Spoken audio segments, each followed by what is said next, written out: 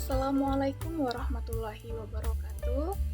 Rabbi srohli sodari wa yassirli amri wahlul uqdatam min lisani yafqahu qouli.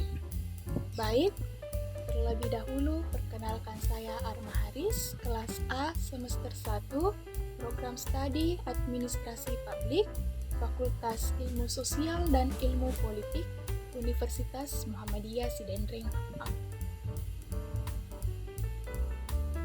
Baik, materi saya saat ini yaitu mengenai tentang dengan taklid buta. Taklid adalah ketika seseorang menjalankan perintah agama atau menerima fatwa dari seorang yang ahli di dalam ilmu syariah.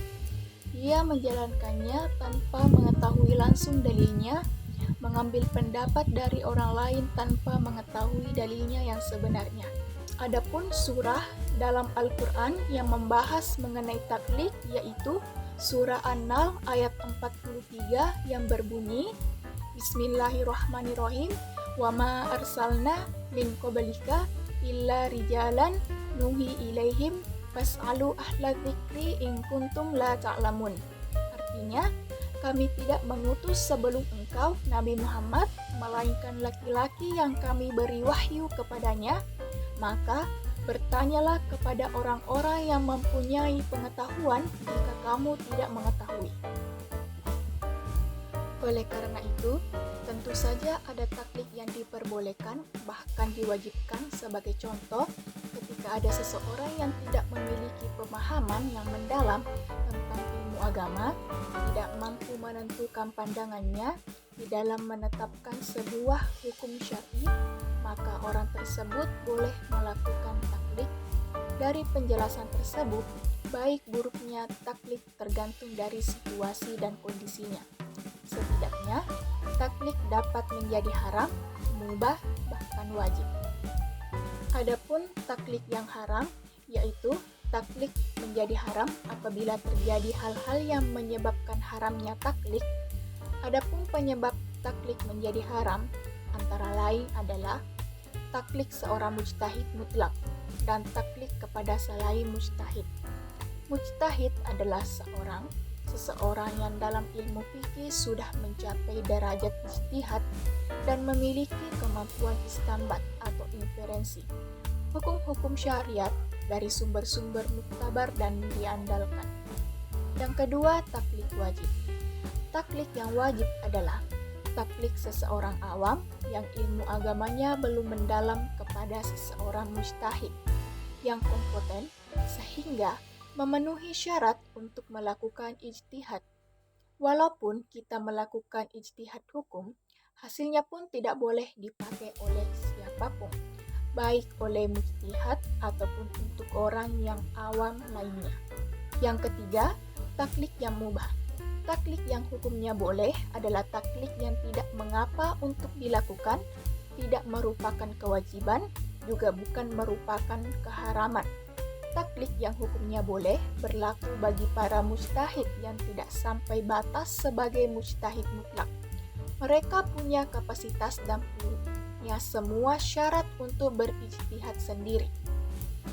Meski demikian, penting bahwa sebagai muslim kita harus belajar agama dari sumber-sumber utamanya, yakni Al-Quran dan As-Sunnah, setidaknya untuk melakukan verifikasi dari apa yang dikatakan ulama atau imam, sehingga kita tidak terjebak pada taklid buta. Adapun macam-macam taklid, yang pertama, taklid imam mazhab.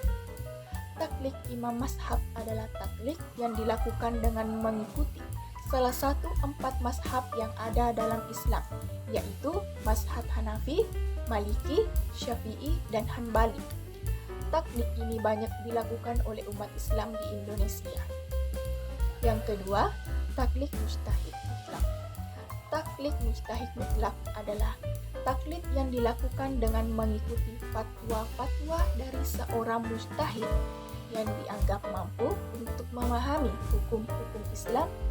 Mujtahid mutlak adalah seorang ulama yang mempunyai kemampuan untuk memahami sumber-sumber hukum Islam secara langsung, seperti Al-Quran dan hadis. Yang ketiga, taklid mujtahid mutsaqab.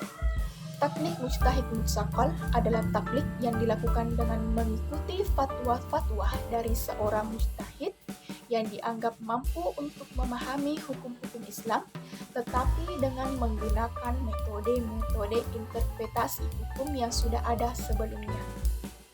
Ada beberapa contoh taklik dalam kehidupan sehari-hari, di antaranya yang pertama, sholat dengan mengikuti penjelasan seorang ulama.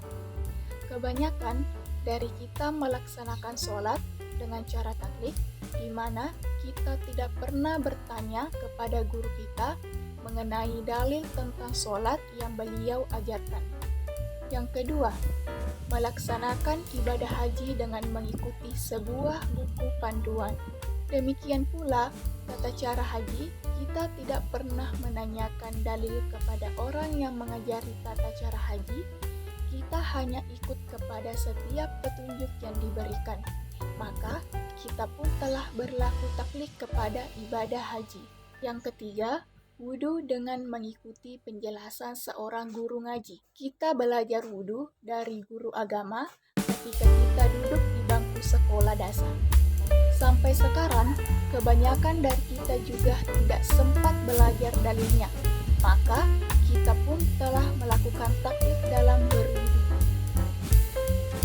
Sebagai kesimpulan, taklik adalah suatu sikap di mana seseorang mengambil tindakan atau mengikuti pendapat orang lain tanpa memahami atau mengevaluasi dasar hukum atau dalil yang mendasarinya.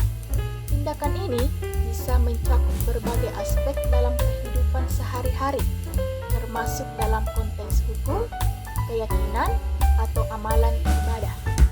Dalam Islam, taklik seringkali berhubungan dengan mengikuti pandangan ulama atau ahli hukum dalam masalah hukum dan agama.